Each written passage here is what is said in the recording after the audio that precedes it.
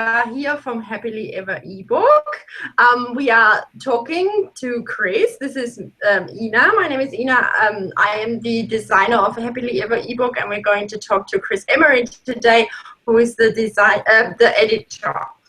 And we have a two-part series where we're going to do interviews. We have done the last one on Wednesday. That was me.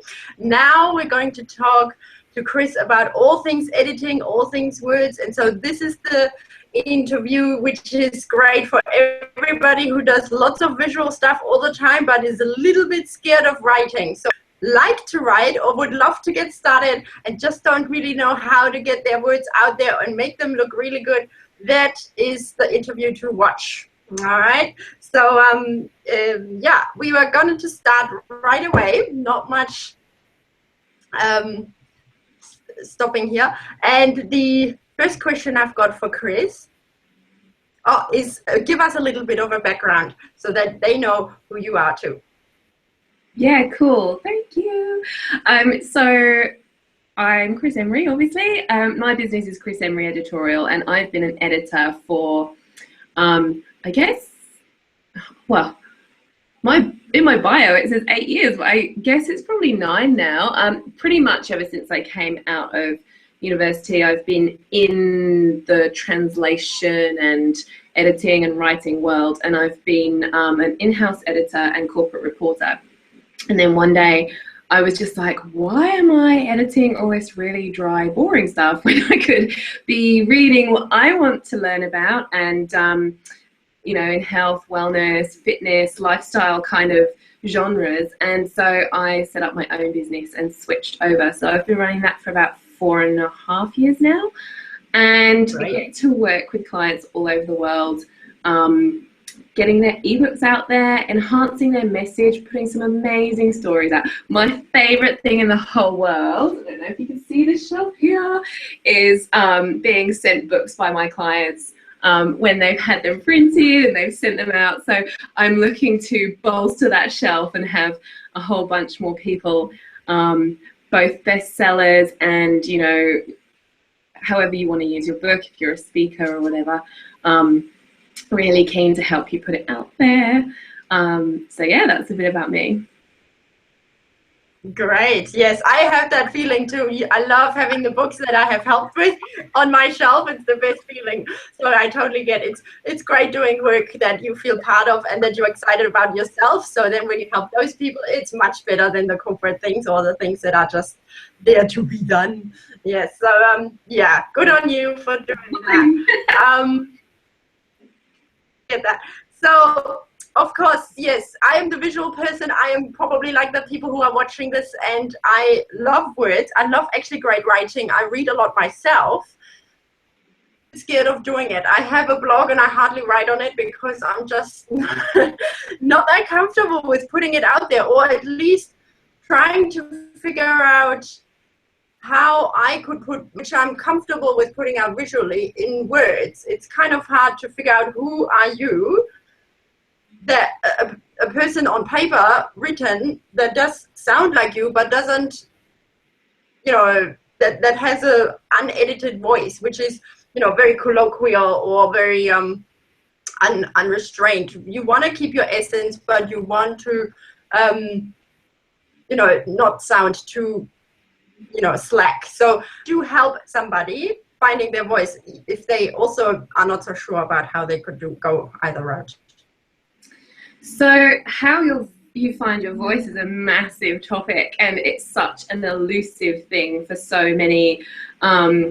Well, it doesn't have to be elusive, it doesn't have to be lost, but a lot of the literary circles make finding your voice into such an elusive thing and a much bigger deal than I think it needs to be. All I would say to make a start is to get comfortable not holding yourself back in words. So you have to kind of get away from everything that you were taught about writing to find your voice, like not adhering to the rules, not listening to those voices that might be from your school days or from your university days or from work that says that, you know, you're some people have honestly been told they're a horrible writer, which just astounds me. Like, that kind of feedback is not helpful. Yeah. Finding your voice for me is a feeling. So it's really about saying what you really want to say, what you know is true for you. It's about being generous with sharing your message. So when you're writing, knowing that you're going to be helping people with this, and not holding yourself back. So it's really not a matter of the words that you use and the style. So voice and style are separate things. Style, it can be copied, it can be written down. Style is like a whole lot of rules that you would follow as to which word you're always going to go to when you refer to something in a certain way. Voice is very much more feeling and how you are, like, it's kind of your essence in the writing. So in terms of actually practical things that you can do to start finding your voice, go back and look through things that you've already written. Now, I don't mean things that you've necessarily already published, because you may have edited that kind of thing.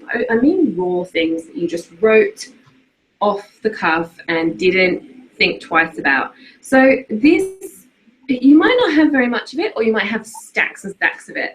It depends on how you communicate. But even things like text messages to your partner, or handwritten letters or cards, go back and look at what you wrote when you didn't feel under pressure to write for an audience, and you were just connecting heart to heart with somebody, just like completely uncensored, somebody that you feel totally at home with. That's one thing that you can do. Another thing that you can do is going into just grabbing a journal. Again, I have stacks and stacks of journals. I honestly, at last count, I think I had 18, and I know that I've been gifted and bought more journals since then. Some of them are actually like art journals, but I've got a notebook for everything. And there are lots of them are absolutely just filled with thoughts. So when it comes to voice in journaling, it's sometimes really hard to sit down and just write completely unedited. Like even when you have no purpose to the writing, it's still a really difficult habit to get into. So I would challenge yourself to set a timer, either on your phone, and not take your pen off the page for, say, 3 minutes, or maybe stretch to 5 minutes. And eventually you'll be able to do 20 or 30 minutes of just free writing where you don't censor yourself at all. It's just like a stream of consciousness, the first thing that comes out of your pen. Now, there's no real purpose to this apart from just allowing it all to pour out without knowing that anybody else is going to be reading it. There's something really magical in that exercise of just getting things out of your head onto paper without any kind of blocks or barriers in the way. So if you get stuck, and you shouldn't really be thinking about the words, you should just let it flow. But if you get stuck and don't know what's coming next, just repeat the last word or the last sentence over and over again, or write something that's like a go-to. My go-to is just keep writing, just keep writing. I literally write the words just keep writing until the next thing pops out of my brain and onto the page. I love it. It's really important that the pen does not stop. So going back to pen and paper just, trips something as well. There's nothing less inspiring than a blank page with a cursor flashing at you on your screen. So super important to go back to basics and go get really true to you. Third tip for finding your voice, if you aren't a natural writer, go somewhere that you just feel really good working, or feel really good sitting and journaling and hanging out, reading even. Reading lots of...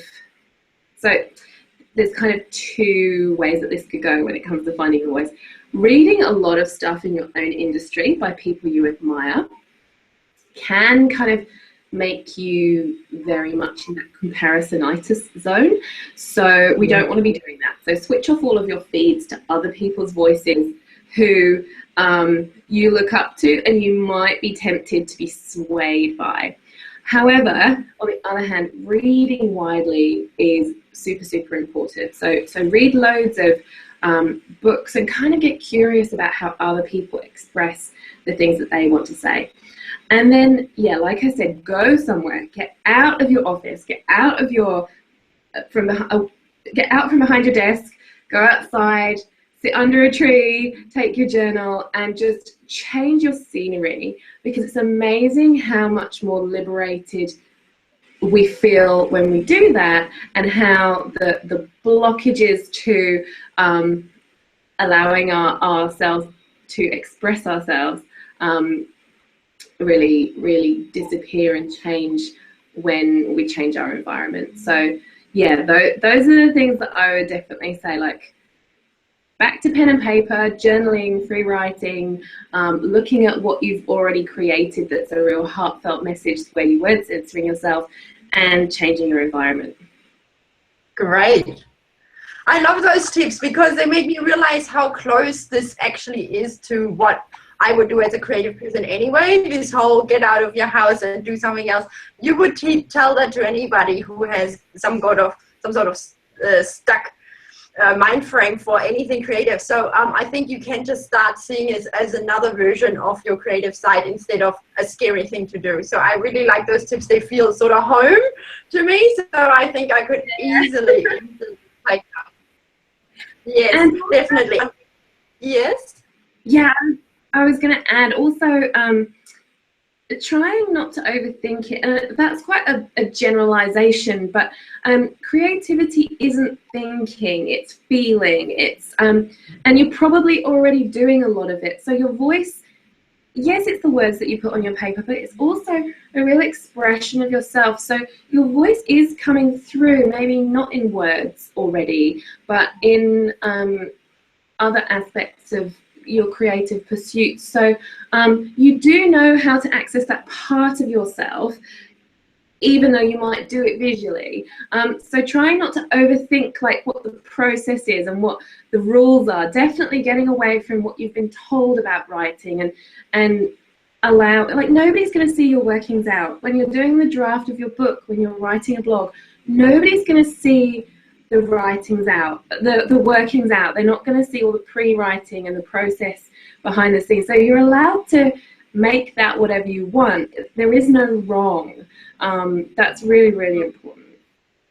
Yes, I always thought that journaling helped me a lot when I did it. I just had trouble sticking to it because it's such a sporadic thing. But I always thought when I did that, I did feel quite free because I could write without stopping. I could write whatever came. I didn't feel like I had to put a structured order into it, or I didn't feel like it had to sound really eloquent, and I could just go. And I realized that when I did that, I could figure out a lot of problems I couldn't think through down. So this get out of your head onto the page really does help. I do know that from experience. So that's definitely true. You just become freer by not putting the rules on. And when nobody sees it, that's when you can feel like really that there is no rules. So yeah, that's definitely true. For sure. Great. So I was thinking also to tell to somebody who wants to write a book, so they're happy to put themselves out there. They are okay with writing.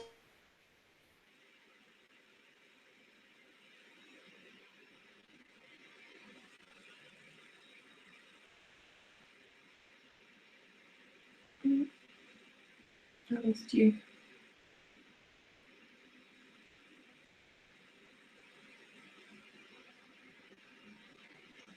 I think we're going to have to pause while I get Ina back.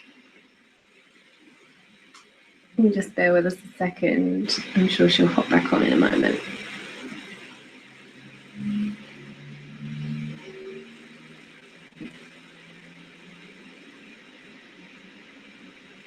No, perhaps not.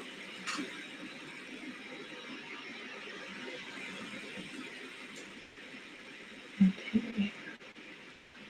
If you guys just bear with me for a second, I'm going to try and get Ina back by calling her.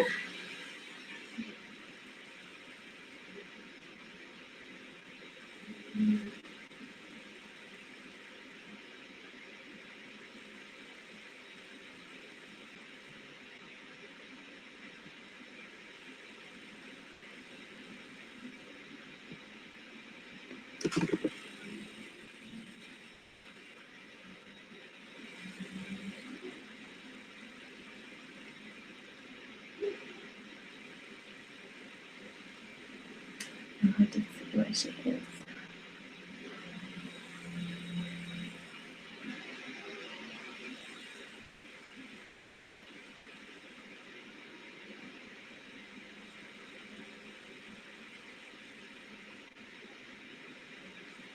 Okay, I'm going to close this broadcast and we'll open up a new Google Hangout. If you can just bear with us, and we'll have to do it in 2 parts. I'll post the link on my Facebook page, which is facebook.com/Kris Emery Editorial, and you'll be able to jump back on the second one just in 5 minutes. Bear with us.